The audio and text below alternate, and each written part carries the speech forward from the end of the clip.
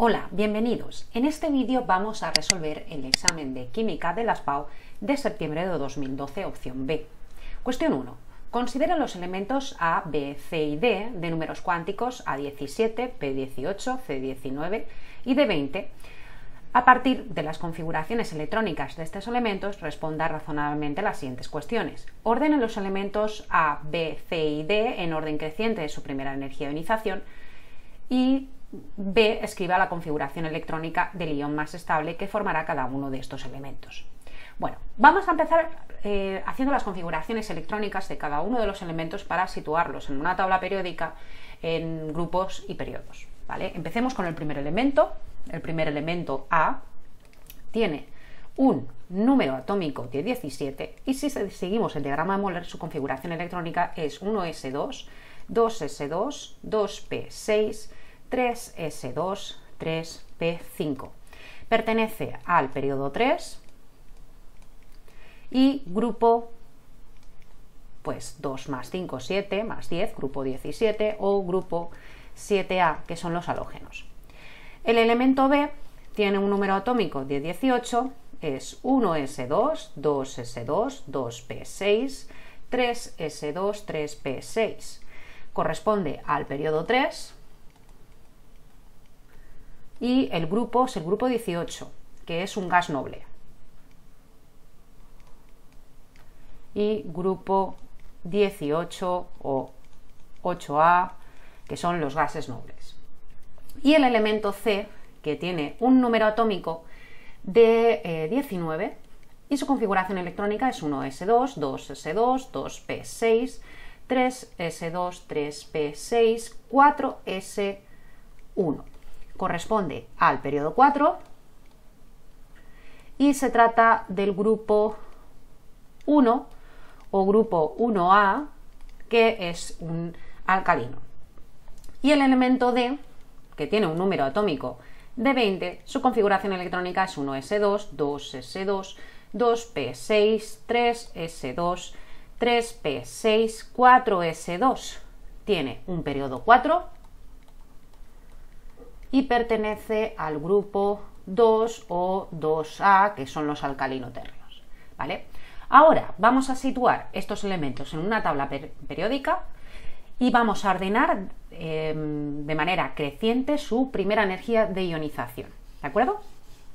Bueno, situados en la tabla, que os lo muestro a continuación, vemos que los elementos se distribuyen de esta manera en esta tabla periódica. Vale, ¿qué es la energía de ionización? Es la energía necesaria para arrancar un electrón de un átomo en estado gaseoso de su estado fundamental. Entonces, para arrancar un electrón de un átomo en estado gaseoso hay que comunicarle la energía suficiente para vencer la fuerza de atracción electrostática de este por su núcleo atómico. Esta fuerza de atracción depende de la distancia entre el electrón y el núcleo y de la carga nuclear. Entonces, la energía de ionización lo que vemos es que aumenta conforme avanzamos en grupo y aumenta conforme disminuimos en periodo. Entonces, si ordenamos por energía de ionización creciente, vemos que la energía de ionización más baja es la que se da en el elemento C, seguido del elemento D, después será el elemento A y por último el que tiene mayor energía de ionización es el elemento B, que se trataría de un gas noble, ¿de acuerdo? Muy bien, vamos al apartado C. El apartado C nos pide que escribamos la configuración electrónica del ion más estable que formará cada uno de estos elementos. Bueno, para hacerlo del ion más estable, lo que hay que hacer es que hay que procurar llegar a la configuración del gas noble más próximo, ¿de acuerdo? Bien añadiendo electrones o bien retirando electrones. Como hemos hecho las configuraciones electrónicas, vamos a volver a indicarlas. El elemento A que tenía un número atómico de 17, hemos hecho su configuración electrónica, que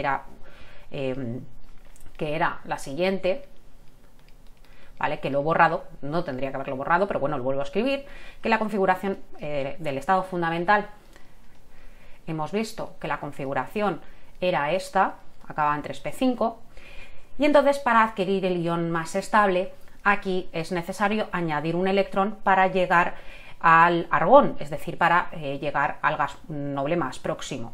Entonces aquí se va a formar un anión monovalente, ¿de acuerdo? Entonces se va a formar un anión. Aquí hemos sumado un electrón. En el caso del elemento B, bueno, aquí te dice la configuración electrónica, se me ha olvidado.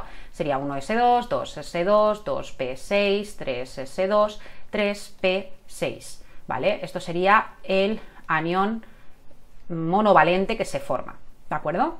Vale. En el caso del elemento B, que tiene un número atómico de 18, pues se trataría de un gas noble. Entonces, como los gases nobles pues no forman iones estables. No formará, bueno, no hay iones estables.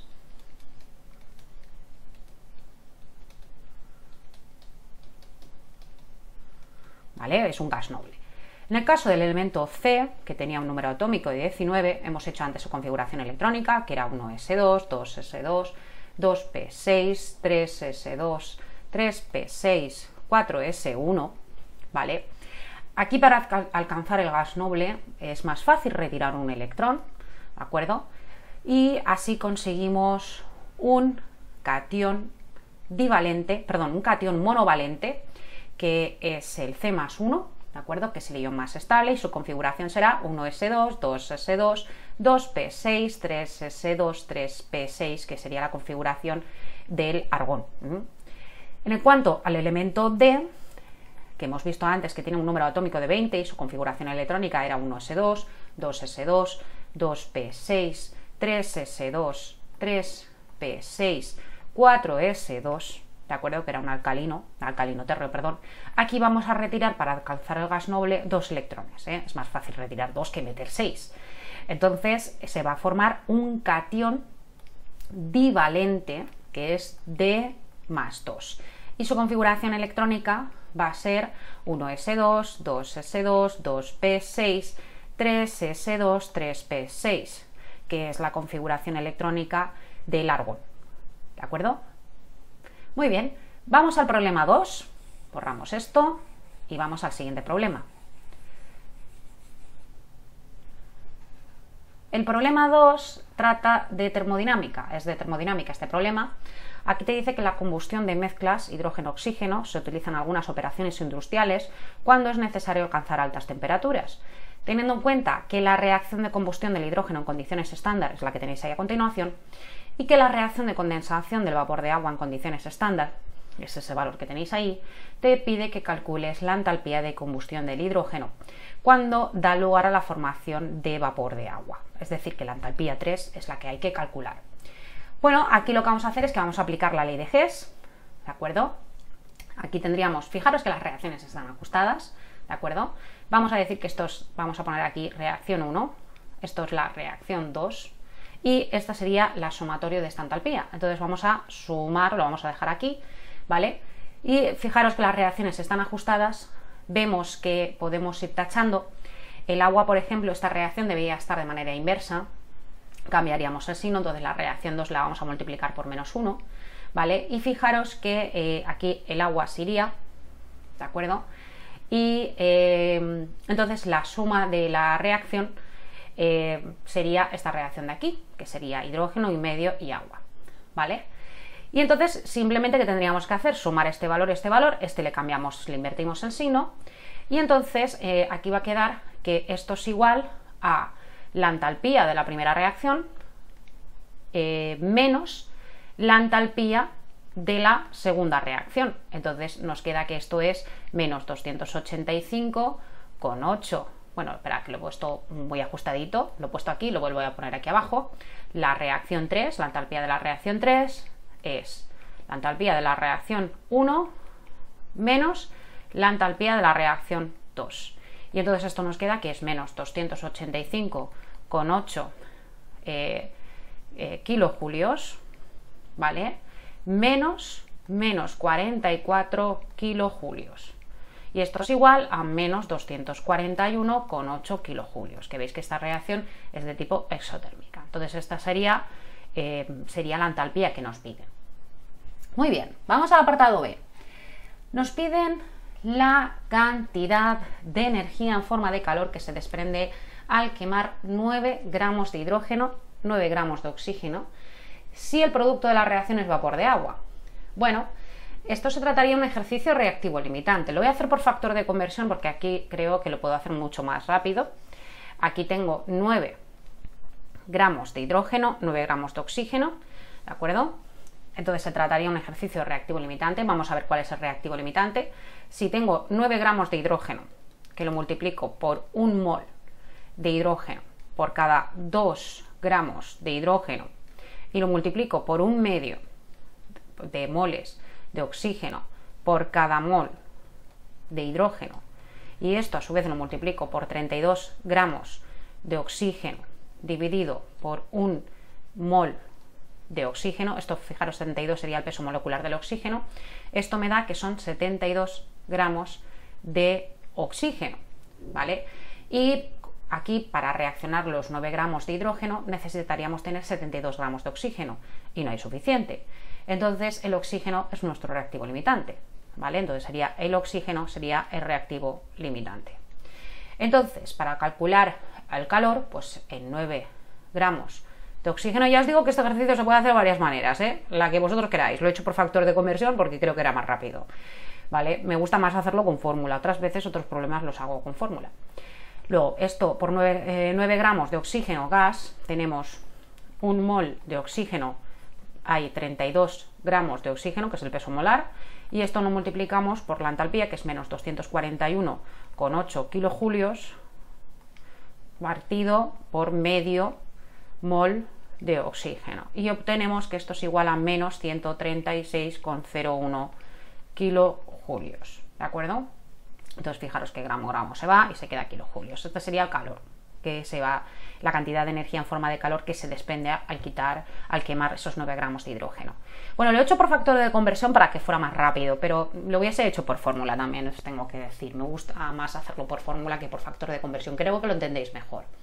Pero bueno, también recordaros que los problemas de termodinámica desde el año 2017 ya no entran en las PAU de aquí de la Comunidad Valenciana ni en las PAU de la mayoría de las comunidades autónomas, O sea que, bueno, que a lo mejor no hace falta que le hagáis mucho caso a este problema.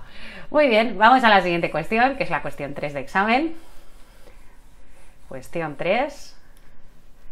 ¿Qué nos dice la cuestión 3? Pues la cuestión 3 es un clásico, se trataría de un principio de Le Chatelier.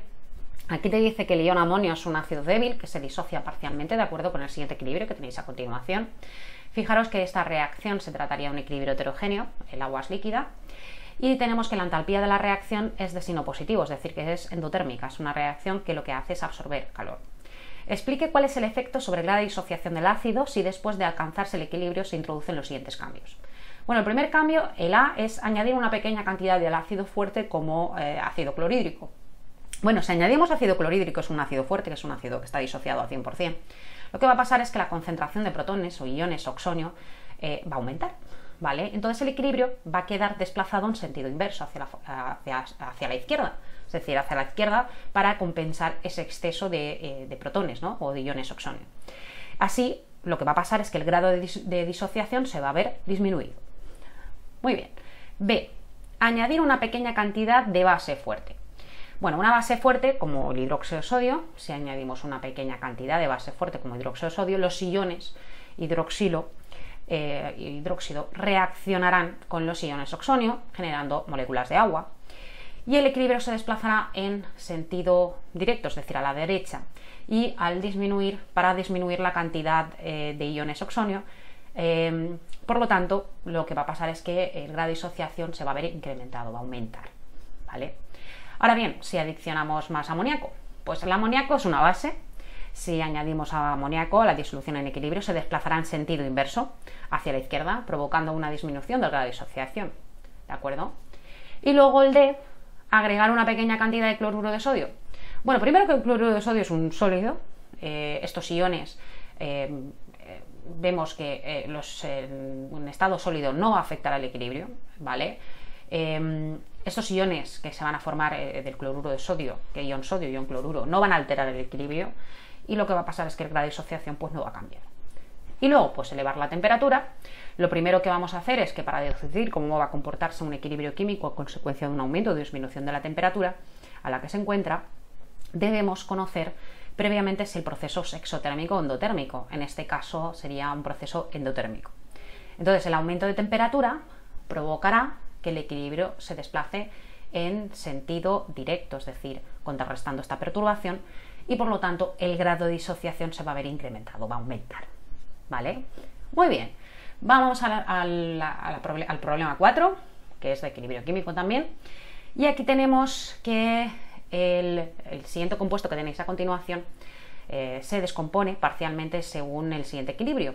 Y aquí te dice que se introducen 0,5 moles de reactivo en un recipiente cerrado de 2 litros de capacidad, en el que previamente se ha hecho el vacío y se calienta a 375 Celsius. Cuando se alcanza el equilibrio a la citada temperatura, te pide que calcules la presión parcial de cada uno de los gases presentes en equilibrio a 365 Celsius, y luego te pide el apartado B, que es un poquito más cortito, menos mal, porque este ejercicio si no iba a ser muy largo, te pide el grado de disociación del reactivo a la citada temperatura.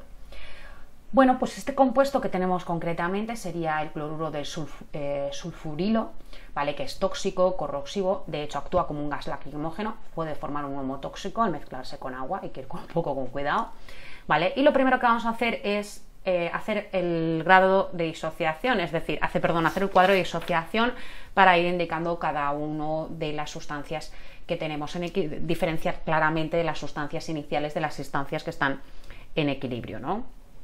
Entonces, cuidado con el cloruro de sulfurilo, ¿vale? Porque ya os digo que actúa como el gas lacrimógeno, genera un humo tóxico bastante potente.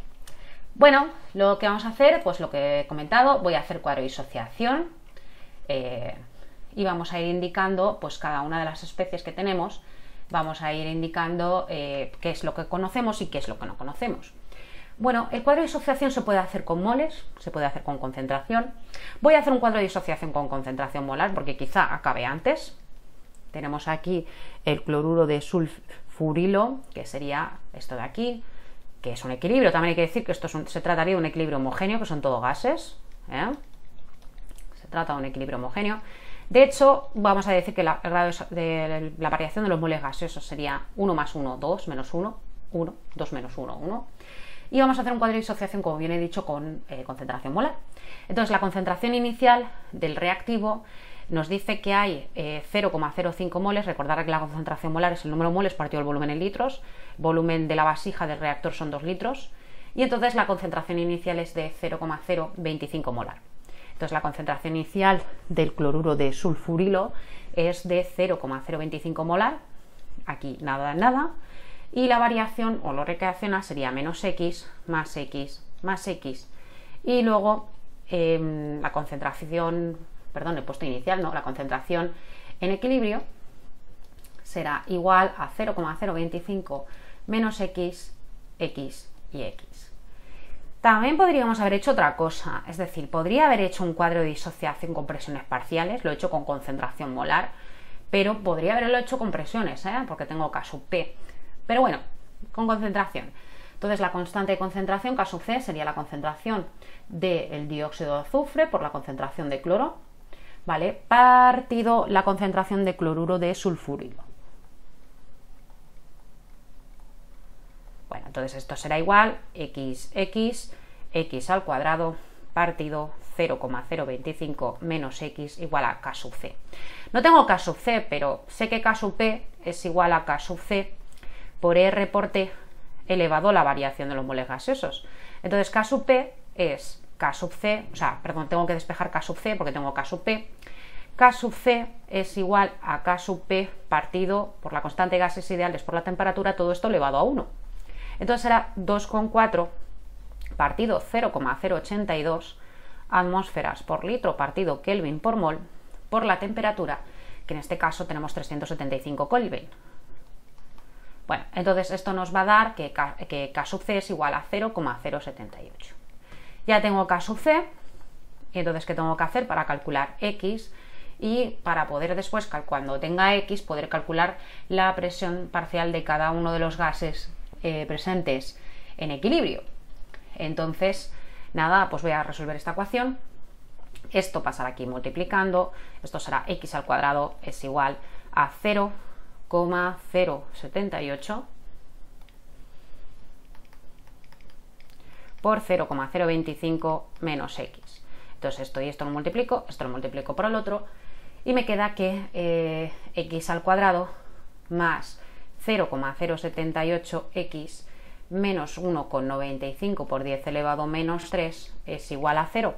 Resuelvo esta ecuación de grado 2, que mismo la resolvemos con la calculadora. Tendremos un valor que es x sub 1 de 0,02 molar y el otro valor será un valor negativo que lo voy a despreciar en este caso porque no puede darme más en el reactor. Aquí se tiene que disociar, tiene que haber menos cantidad del cloruro de sulfurilo, entonces no puedo coger la cantidad negativa porque la calculadora me da una cantidad negativa que no voy a coger, porque si no me daría más cantidad de cloruro de sulfurilo y me tiene que dar menos.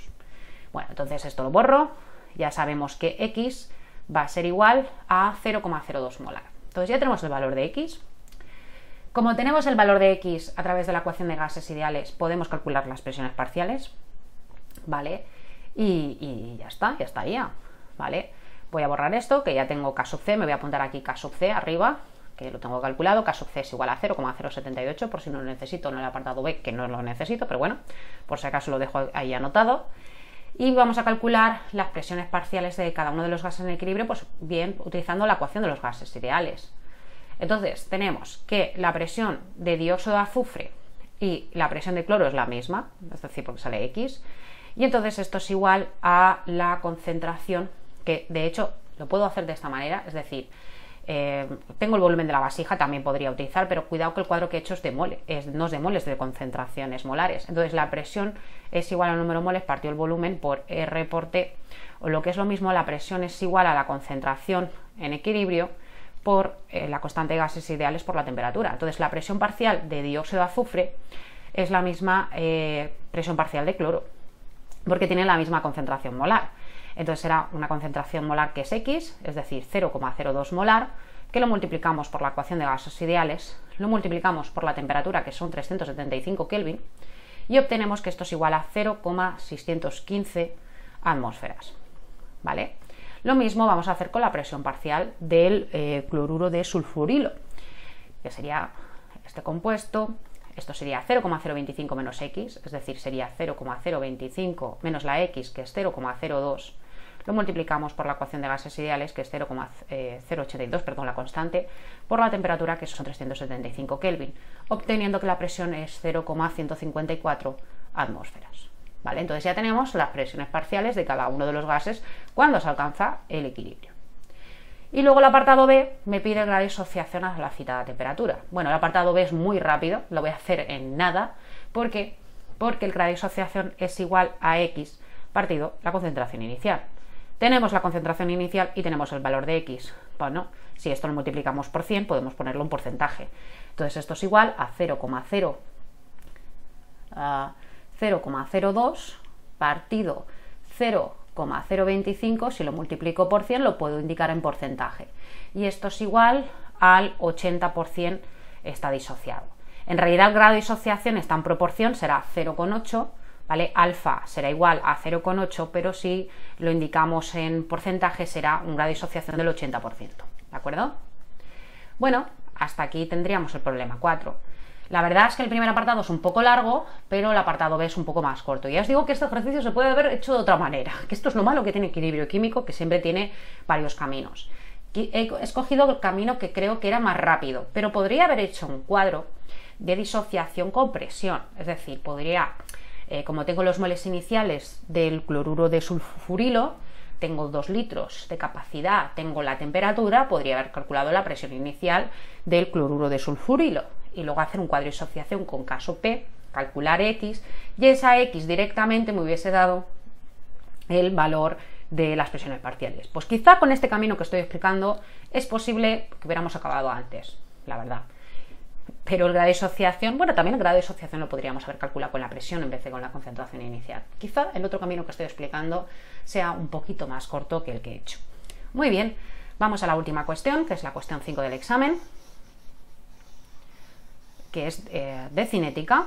La cuestión 5 siempre es lo mismo, o es de cinética o es de equilibrio, o es de cinética, o es de formulación, o es de química orgánica. O sea, no, siempre es lo mismo. Bueno, aquí te dice una reacción que es el monóxido de nitrógeno, perdón, con clorogas, nos da cloruro de monóxido de nitrógeno, es decir, NOCl, ¿no?